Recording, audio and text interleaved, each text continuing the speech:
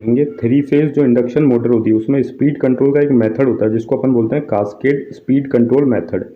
ठीक है, जैसे कि कास्केड नाम आ रहा है तो दो मोटर लगी हुई होगी ऐसा अपन प्राइमरीली बोल सकते हैं। ठीक है, तो ये एक बहुत ही बढ़िया मेथड है कंपटीशन के एग्जाम से के पॉइंट ऑफ व्यू से बोल रहा हूँ, बहुत बढ़िया मेथड है वैसे नहीं।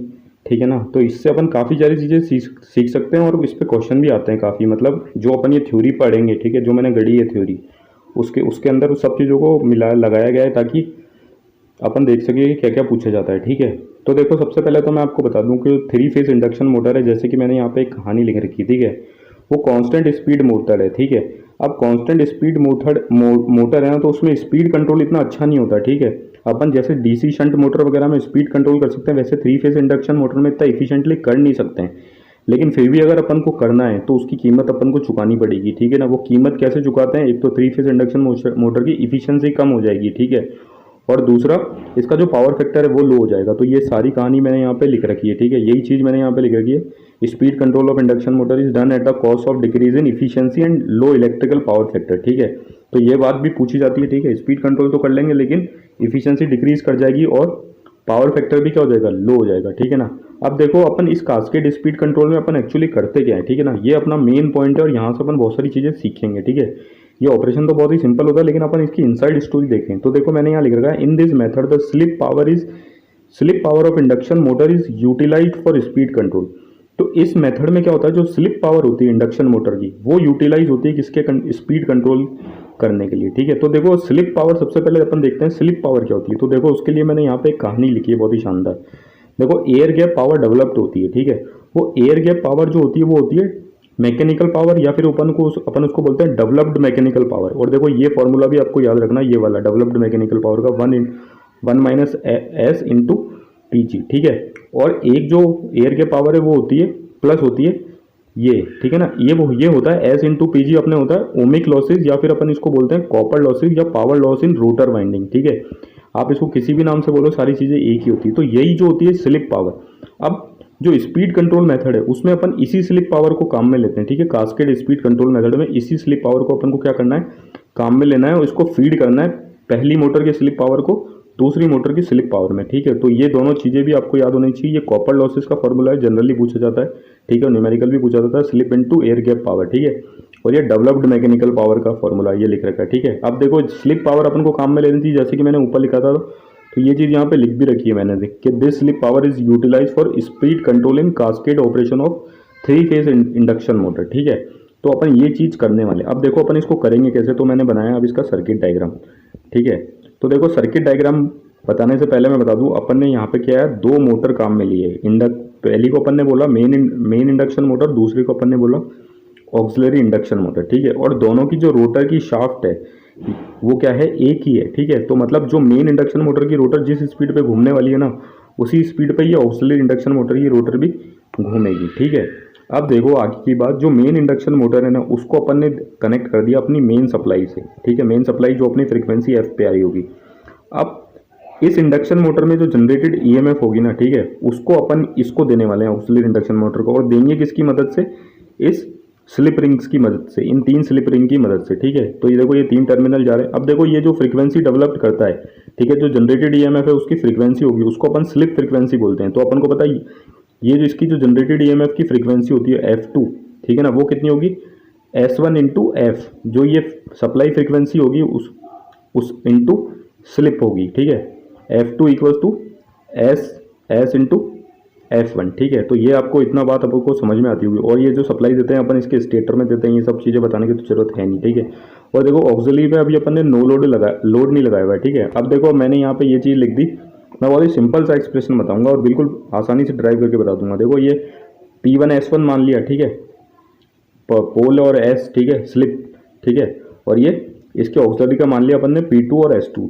नंबर ऑफ पोल्स P2 है और स्लिप जो है S2 है। स्लिप निकालना आपको आती होगी, क्या होता है ये, synchronous speed minus rotor speed upon synchronous speed है, ये आप जानते होंगे और इस पर अभी अपन को डील भी नहीं करना है, तो मैंने इसका फॉर्मूला लिखा नहीं है, वैसे बहुत ही कॉमन है, मैं पिछले वीडियो में काफ़ी बता चुका हूँ।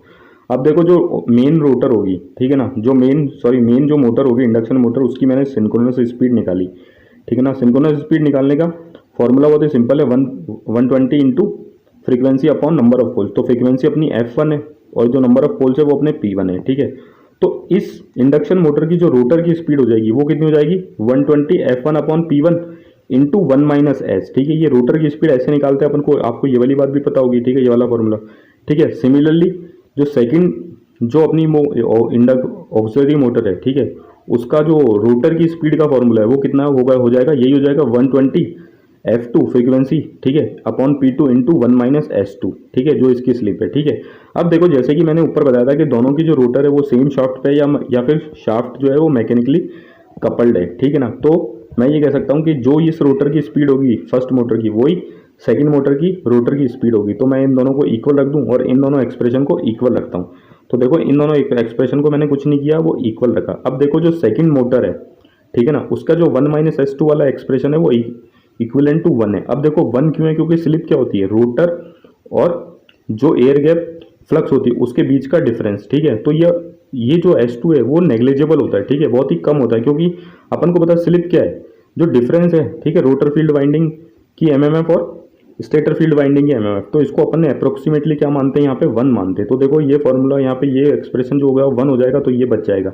अब जो F2 है उसको भी रिप्लेस कर दो। F2 जो सेकंड मोटर को अपन सप्लाई दे रहे थे वो किस पे दे रहे थे, F2 equals to S1 F1। ये देखो ना, यहाँ पे अपन ने यही तो किया था, जो सेकंड मोटर को अपन सप्लाई दे रहे थे वो कैसे दे रहे थे, यहाँ पे जो जनरेटेड ईएमएफ की फ्रीक्वेंसी थी वो क्या थी, F2, और F2 क्या थी, S1 slip frequency, slip into frequency of first motor. ठीक है, तो ये वाली चीज़ भी अपन ने यहाँ पे रख दी। जब अपन इसको कैंसिलेशन करेंगे, ठीक है, ये सारी वैल्यू रख के, तो अपने पास एक एक्सप्रेशन निकल के आ जाएगा S1 equals to P2 upon P1 plus P2। इनको आप रीअरेंज करोगे तो सिंपल सा ये निकल के आ जाएगा। अब देखो जो रोटर की स्पीड थी, ठीक है ना, अब actual speed of main motor is given by, ये फॉर्मूला लिखा था अपन ने मेन मोटर की स्पीड का।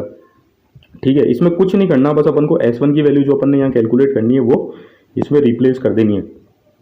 तो ये वैल्यू मैंने रख दी P2 upon P1 plus P2। तो देखो फर्स्ट जो रोटर है, जो मेन रोटर है, उसकी स्पीड आ गई अपने पास 120 F1 अपॉन P1 P2। तो एक तो ये वाला केस हो जाता है। ठीक है, ठीक है, तो ये एक स्पीड कंट्रोल की एक स्पीड आ गई। ठीक है, एक तो ये फॉर्मूला आपको याद रखना है। ठीक है, ये आपको याद भी रखना है। ठीक है, न्यूमेरिकल में काम में आता है।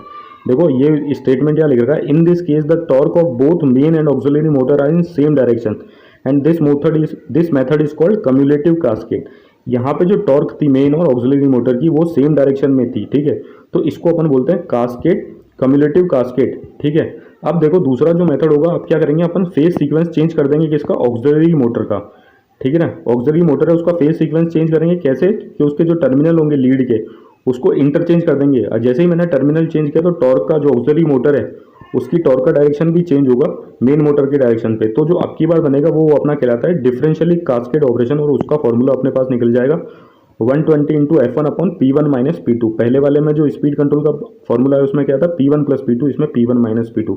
लेकिन यहाँ पे क्वेश्चन ये भी पूछा जाता है, ऐसे डायरेक्ट पूछ जाता है, डिफरेंशियली कास्केड ऑपरेशन में अपन को क्या बात याद रखनी है, अपन को ये बात याद रखनी है कि जो मेन मोटर है और जो ऑक्सिलरी मोटर है उनके नंबर ऑफ पोल्स सेम नहीं होनी चाहिए। अगर यहाँ पे P1 इक्वल्स टू P2 हो जाएगा तो ये इतना हो जाएगा 0। तो ये भी चीज़ पूछी जाती है। ठीक है, तो अपन को ये भी याद रखना है कि जो पोल्स है, नंबर ऑफ पोल्स मेन और ऑक्सिलरी मोटर के, वो सेम नहीं होने चाहिए किसमें, डिफरेंशियली कास्केड में। ठीक है, में जो कम्युलेटिव है उसमें चलेगा। अब देखो तीसरा जो स्पीड कंट्रोल हो जाएगा तब कब, जब जो मेन इंडक्शन मोटर है सिर्फ वही रन कर रही है, तो वो सिंक्रोनस स्पीड पर रन करेगी, जिसका फॉर्मूला अपन को पता ही है 120 F अपॉन P1। P1 क्या है, number of poles of first. या फिर अपन खाली सेकंड ऑक्सिलरी मोटर को ही रन करें, ठीक है, तो उसकी स्पीड का फॉर्मूला क्या हो जाएगा, NS synchronous speed of second motor equals to 120 F2 upon P2। तो देखो अपने पास 4 मेथड आ गए स्पीड कंट्रोल के, किसमें, 3 फेज इंडक्शन मोटर में। तो ये टॉपिक था। अब इसके अगले वाले वीडियो में एक न्यूमेरिकल करेंगे जो इस पर आया हुआ है SSC JEE में। ठीक है, थैंक यू।